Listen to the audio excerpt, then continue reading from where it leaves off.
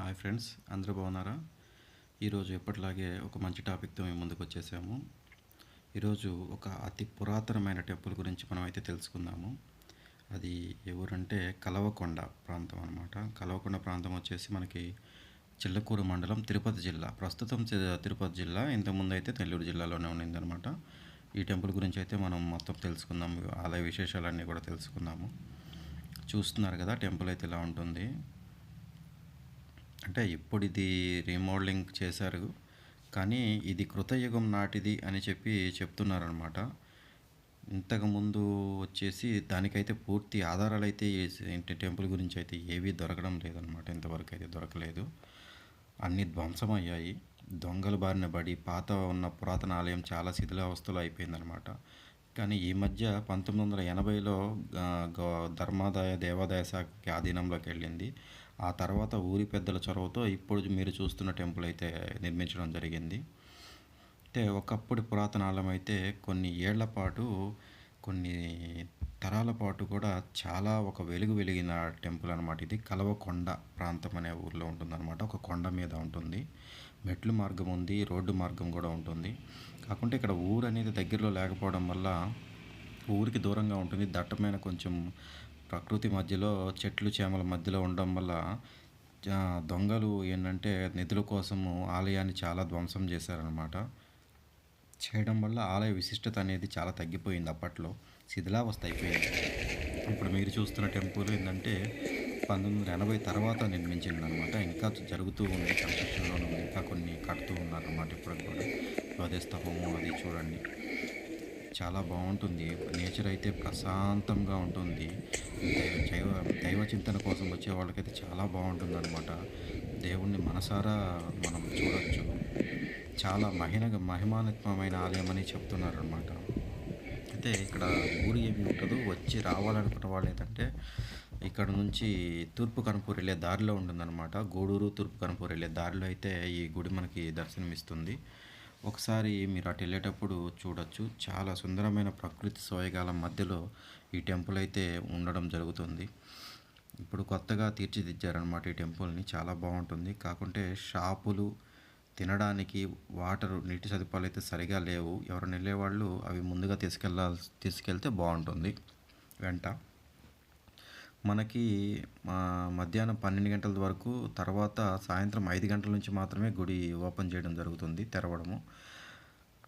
ఉత్సవాల్లో అయితే ఇంకా మనకి ప్రత్యేక ఉత్సవాలు అయితే కార్తీక మాసము ఇట్లాగా పండుగలప్పుడైతే మనకి ఎప్పుడు కూడా తెరిచే ఉంటారు.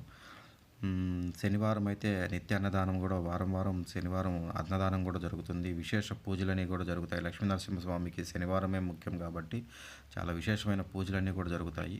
మీరు చూస్తున్నారు కదా, పురాతన ఆలయము ఇట్లా చిత్రపటాల్లో తీసి పెట్టున్నారనమాట. ఇంతకుముందు మనం చూడగలిగింది అయితే మొత్తం ధ్వంసమైపోయింది. ఇప్పుడు మీరు చూస్తున్న ఆలయం అయితే కొత్తదనమాట, కొత్తగా నిర్మించినది. కృతయుగంలో నాటి నుంచి ఈ ఆలయం ఇక్కడే ఉంది అని చెప్పేసి చెబుతున్నారనమాట కొంతమంది పెద్దల ద్వారా. నెక్స్ట్ ఇంకా చూసుకుంటే ఈ మౌర్యులు, చాళుక్యులు, అందరూ, వెంకటగిరి రాజులు, ఇంకా చోళులు అందరూ కూడా ఈ ఆలయంలో ఒక స్వామివారిని, మౌర్యులు వీళ్ళందరూ కూడా స్వామివారిని దర్శించుకొని స్వామివారి కృపకి పాత్రులైనారు. మీరు కూడా ఒకసారి స్వామివారిని దర్శించుకుంటారని చెప్తున్నామన్నమాట. చాలా మహిమాత్మితమైన టెంపుల్ అనమాట. లక్ష్మీనరసింహస్వామి అంటేనే విష్ణు, శ్రీ మహావిష్ణు రూపాల్లోనే శక్తివంతమైన రూపం అనమాట, ఉగ్రమైన రూపము. ఆయన ఆదిలక్ష్మితో కొలువై ఉన్నాడు. ఈ గుడి ప్రాంగణంలో ఆదిలక్ష్మి అమ్మవారు ఇక్కడ కొలువై ఉన్నారు. ఆళ్వారులు, హనుమంత స్వామి, ఆంజనేయ స్వామి వారు, గరుడ్మంతుడు, ఇలా మనకి అందరూ కూడా మీరు చూస్తున్నట్టుగా ఆళ్వారుల సన్నిధి కూడా ఉందన్నమాట. అందరూ కూడా ఈ ఆలయంలో కొలువై ఉన్నారు.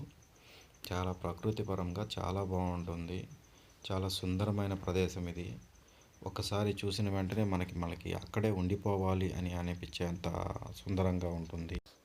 ఈ దేవాలయంలో వచ్చేసి శ్రావణ మాసంలో కానీ, మనకి కార్తీక మాసంలో, ధనుర్మాసంలో ఇలా మాసాల ప్రకారంగా, ఉత్సవాల పరంగా ఇక్కడ ప్రత్యేక పూజలనేది హనుమాన్ జయంతికి గానీ, ఇట్లాగా ప్రత్యేక పూజలు, పురస్కారాలు చాలా ఎక్కువగా జరుగుతుంటాయన్నమాట.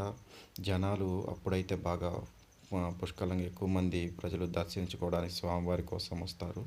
కానీ వీటి రోజుల్లో అయితే కొంచెం జనసంచారం తక్కువగా ఉంటుంది. మీరు ఇక్కడ నుంచి మల్లంగూడ దగ్గరే ఉంటుంది. సుబ్రహ్మణ్య స్వామి మహిమాత్మైన టెంపుల్ అనమాట ఇది. మీకు మల్లంగూడ ఒక 25-35 కిలోమీటర్ల దూరంలోనే ఉంటుంది.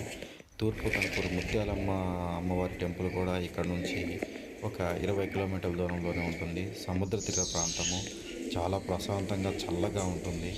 మీరు స్వామివారిని చూస్తున్నారు కదా, మూల విరాట్ అనమాట, లక్ష్మీ నరసింహస్వామి.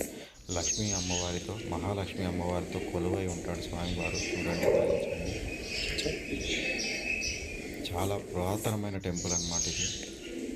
లక్ష్మీ నరసింహస్వామి వారి టెంపుల్లో ఉన్న దేవాలయాల్లో కల్లా చాలా పురాతనం. కృతయుగం అంటే కనీసం 2-3 యుగాల నాటిదనమాట.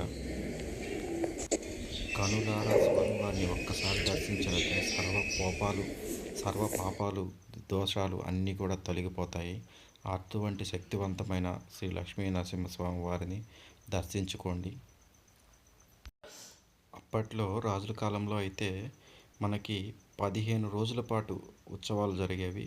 కానీ ఇప్పుడు ఇక్కడ ఉత్సవాలు అయితే అంతగా అయితే చాలా రోజుల వరకు కనుమరుగైపోయింది. తర్వాత ఈ మధ్య కాలంలో అవి మళ్ళీ కొత్తగా టెంపుల్ కట్టిన తర్వాత మళ్ళీ అవన్నీ కూడా జరుగుతున్నాయి అన్నమాట. ఇప్పుడు ఇంకా కూడా గొప్పగా చేయాలని ఊరి పెద్దలు అందరూ ప్రోత్సహించుకొని అందరూ కూడా పెద్దగా ఇప్పటికిప్పుడు బాగా చేస్తున్నారన్నమాట. ఒకప్పుడైతే కళ తప్పిపోయిందనమాట. అప్పట్లో ఒక వెలిగిన టెంపుల్ కొన్ని సంవత్సరాల పాటు కళ తప్పిపోయి దీనస్థితిలో ఉండిపోయింది. అంతా కూడా ఏంటంటే ఈ గుప్త నిధుల కోసమని, అక్కడ ఉన్న నిధుల కోసం అనేసి దొంగలు వచ్చేసి అక్కడంతా గుడిని పగలగొట్టేసి ధ్వంసం చేసేసి ఉన్నవన్నీ ఎత్తుకొని తీసుకొని వెళ్ళిపోవడం జరిగిందనమాట. ఇప్పుడు చూస్తున్న టెంపుల్ అయితే కొత్తగా కట్టారు. చాలా మొత్తం మనోహరంగా ఉంటుంది స్వామివారి దర్శనము. ఒక్కసారి చూసిన వెంటనే సమస్త పాపాలు తొలగిపోతాయి అనిపిస్తుంది స్వామివారి దయ వల్ల. కలవకొండ ప్రాంతం వచ్చేసి చిన్న గ్రామం అనమాట. ఈ కొండ మీద స్వామివారు కొలువై ఉంటారు. ఇక్కడ మీరు వెళ్ళాలనుకుంటే మాత్రం బస్సు సౌకర్యం ఉంటుంది, లేదంటే సొంత వెహికల్లో కూడా వెళ్ళచ్చు. ఇక్కడ మనకి ఏదైనా తినడానికి మాత్రం అయితే మీరు ముందుగా అరేంజ్ చేసుకొని తెచ్చుకోవాల్సి వస్తుంది. ఇక్కడ తినే సదుపాయాలు అయితే హోటల్స్ కానీ ఇవన్నీ అయితే దగ్గరలో అయితే ఏమీ లేవు అనమాట. మనకి వాటర్ కానీ అవన్నీ కూడా మనం ఇక్కడ కొండపైకి వెళ్ళేటప్పుడే ముందుగా అరేంజ్ చేసుకొని వెళ్ళాల్సి వస్తుంది. ముందుగా అరేంజ్ చేసుకొని వెళ్ళండి. ఇక్కడ శనివారం అయితే జనసంచారం బాగా ఉంటుందన్నమాట. స్వామివారికి ప్రత్యేక పూజలు అవి ఉంటాయి కాబట్టి అన్నదానం కూడా ప్రతి వారం కూడా అన్నదానం చేస్తారు. ప్రత్యేక పూజలు కూడా ఉంటాయి. పూజల్లో పాల్గొనండి, తరించండి. స్వామివారి కృపకు అందరూ పాత్రులు కాండి. ఇదిగోండి, ఇక్కడ చూస్తున్న పటాల్లోనే మనకి పాత ఉన్న టెంపుల్ యొక్క గుర్తులైతే మిగిలాయి అన్నమాట. ఇట్లా ఉన్నాయి కదా, ఇక్కడ స్వామివారి విగ్రహం కానివ్వండి, అక్కడున్న వెనక ఉన్న టెంపుల్ కానివ్వండి, అవంతా కూడా ఈ గుడి గురించి పాత అసలు స్టోరీ అయితే, చరిత్ర అయితే అసలు ఎవరికి కూడా కనీసం ఇది అనేది కరెక్ట్గా ఆధారాలతో అయితే లేదు ఇప్పటి వరకు కూడా. కొన్ని తెలిసిన ద్వారా తెలుసుకోవడం తప్ప పూర్తి ఆధారాలు అయితే మనకైతే ఏమీ మిగలలేదు. అంతా ధ్వంసం అయిపోయాయి అన్నమాట. అందుకని ఇప్పుడు మనకి తెలిసిందల్లా కృతయుగనాథ టెంపుల్ ఒక వెలిగిన టెంపుల్. కానీ ఇప్పుడు మళ్ళా అదే వెలగడానికి ఇప్పుడు అందరూ కూడా కష్టపడి చేస్తున్నారు. చాలా